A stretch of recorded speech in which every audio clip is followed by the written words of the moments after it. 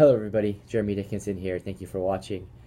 In this video I want to take some more time to continue discussing value theory, and in particular focus on theories of well-being.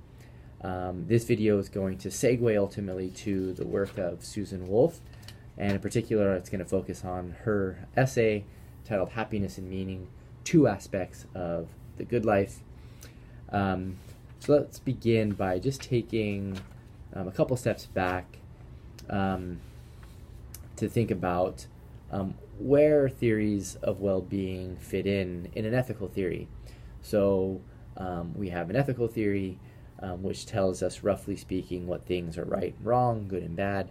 It does a whole lot more than that, but those are some of the central concepts that you're going to find developed in an ethical theory. And in a normative theory of ethics, what one does is provide us with a theory of right action, conversely a theory of wrong action, and a value theory is going to tell us what things are intrinsically good or intrinsically bad. Now, in a completed ethical theory, we want to know how the normative theory and the value theory connect. Central issue here is whether or not the normative theory is going to be entirely governed by what the value theory delivers. So the value theory, for example, delivers what counts as intrinsically good states of affairs. Some philosophers want to say, well, once you know that, then you know what our obligations are, we know what the right actions we have to live up to are. And others come along and deny that claim. And so there's a huge debate in ethical theory about which of these sides is correct. So we're focusing on value theory. We'll segue to normative theory later. But in, again, value theory, the key issue is what is intrinsically good, and of course, conversely, what is intrinsically bad. Let's just set aside intrinsic badness for now. Just focus on intrinsic goodness. And there's different routes that one can go in developing a value theory. One could, as it were, strive for some kind of theoretical elegance and unity, and strive to say that all goodness reduces to a single good. Such theorists are sometimes called monists. They maintain that one thing is intrinsically good, and all other goodness then is going to be defined as non-intrinsically or extrinsically good. So monists want to say one thing is intrinsically good. We've seen some examples of such theories. Hedonism is probably the most dominant version of this this view. What's intrinsically good? Pleasure, and all other goods are good insofar as they produce pleasure. We've seen desire satisfaction, desire fulfillment theories, which have it that it's not pleasure that's intrinsically good. In fact, it's the satisfaction of desires that's intrinsically good. So those are just a couple examples that we call monist theories of value, just general theories of what counts as intrinsically good. And then there are pluralistic theories of value. The most common view there, sometimes called the list view or objective list view, according to which there are several things that count as intrinsically good. Each of the things that are going to be considered intrinsically good on such a list are in themselves fundamentally intrinsically good and not reducible to anything else that you're going to find on the list. So such lists, on such lists you would find things like happiness. Maybe happiness is defined as pleasure on such lists. You're going to find things like autonomy, virtue, friendship, and the like. Such theories are sometimes called pluralistic theories of value, okay, in contrast to the monistic theories. There are a plurality of goods, plurality of intrinsic goods on such views. Okay, so that's just some of the landscape of thinking about value theory more generally. Within a theory of value, you're also sometimes going to find a theory of well-being worked out. So maybe a completed value theory is also going to have a theory of well-being. A theory of well-being is a theory that tries to work out what things are intrinsically good for us, in large part, and again, conversely, what's intrinsically bad for us. Setting those theories aside for the moment, just focusing on goodness. You can have theories of of intrinsic goodness for us that are monistic or pluralistic. You could be a hedonist, for example, about value in general, and then say that it's also the case that hedonism is true when it comes to well-being. That is, pleasure is the only thing that's intrinsically good, full stop, and it's the only thing that's intrinsically good for us. But one could, as it were, be a pluralist about value. They could say that, say, pleasure and, say, autonomy are things that are intrinsically good, full stop. But they go on to say that that when we're talking about what's good for us, say only pleasure is. So they're monist about well-being. Such views are possible. So we've been locking in on and discussing theories of well-being. Hopefully this summary, brief summary as it is, helps just kind of instill the way in which a theory of well-being fits in broadly within a theory of value, and we've hopefully are more clear or clearer on how it is that a value theory fits in with an ethical theory. We've been focusing on value theory, and we will turn to the normative theory, and we'll see how these theories connect when we get to normative theory. Okay, so what I want to do now is turn to the work of Susan Wolf. So Susan Wolf thinks that one of the components to the life that's good for us, so we're talking here about a theory of well-being. She calls it a theory of self-interest. We needn't follow her on that. Let's maybe stick with our terminology a bit here. But when we think about theories of well-being, we need to include the idea of meaningfulness. So any theory of any viable theory of well-being is going to include in it as one of its elements meaningfulness.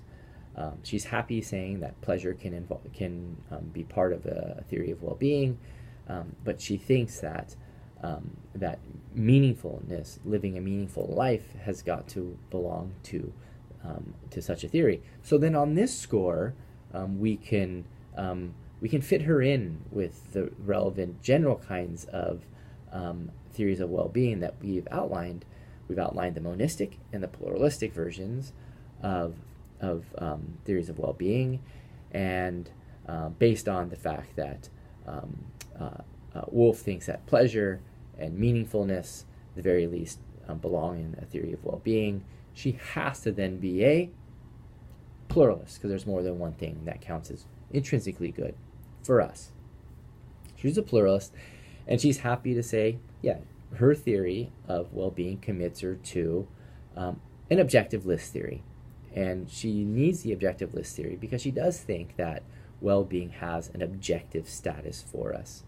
That is to say that that some things are going to count as good for us, even if we subjectively don't recognize them as good for us. And this is captured in her theory of meaningfulness. So let's just say a few words, if we can, about her theory of meaningfulness.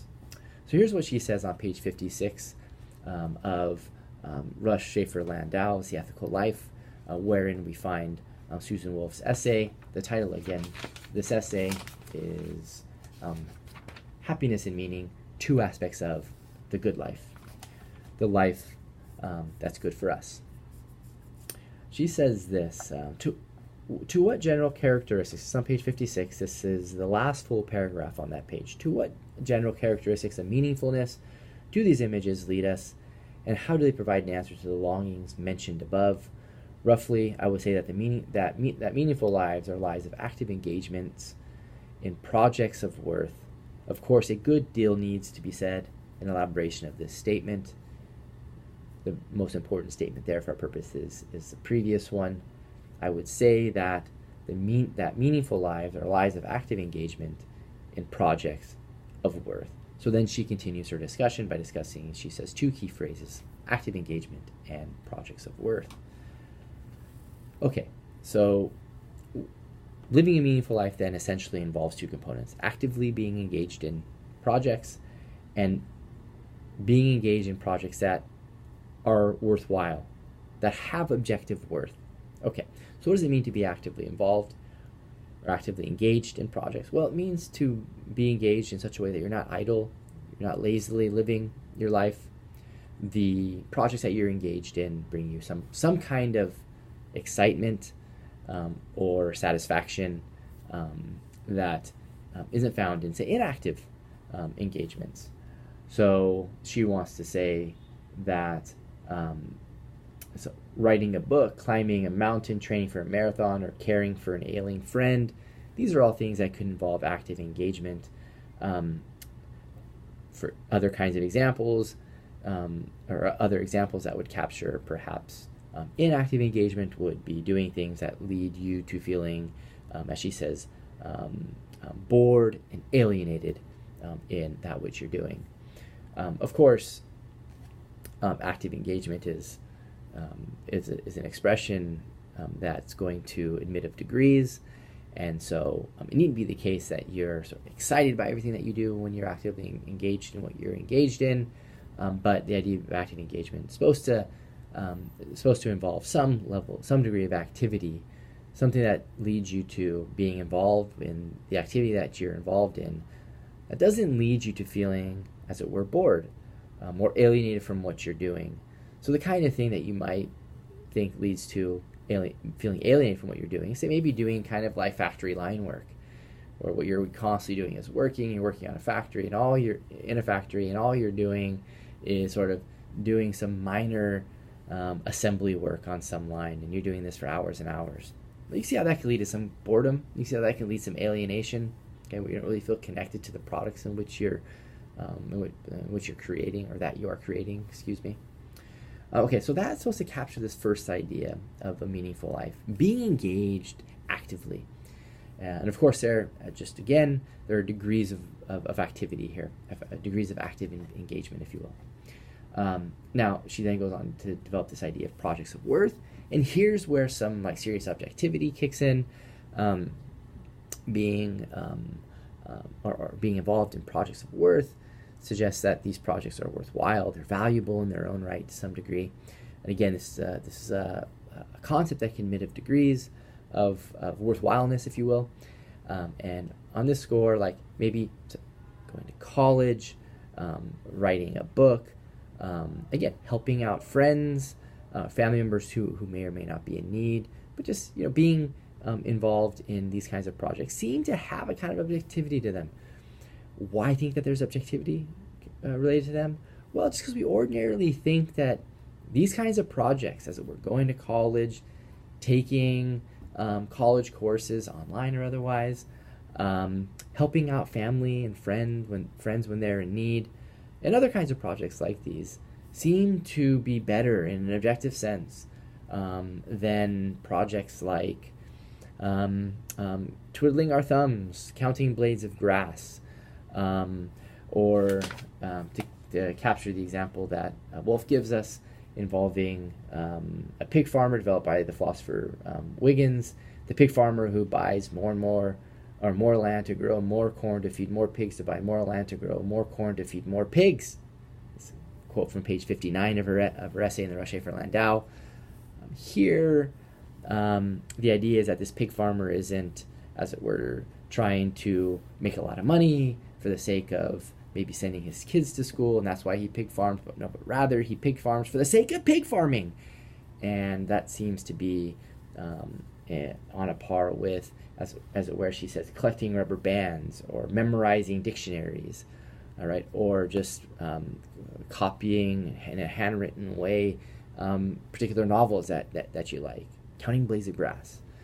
She thinks that there's a lot that goes into the common sense thinking about how these are just different kinds of activities. Activities like that of counting blades of grass compared to activities involved going to college, helping out your friends and family members when they're in need, and the like. So this commits Wolf then to a kind of objective list view. She thinks it commits her to a kind of objective account of well-being, and thus her view is different, right, from and challenges paradigmatic views according to which what's good for us is subjectively determined purely. So I'm going to conclude my discussion of Wolf in the next video. Thanks for watching this one. More soon.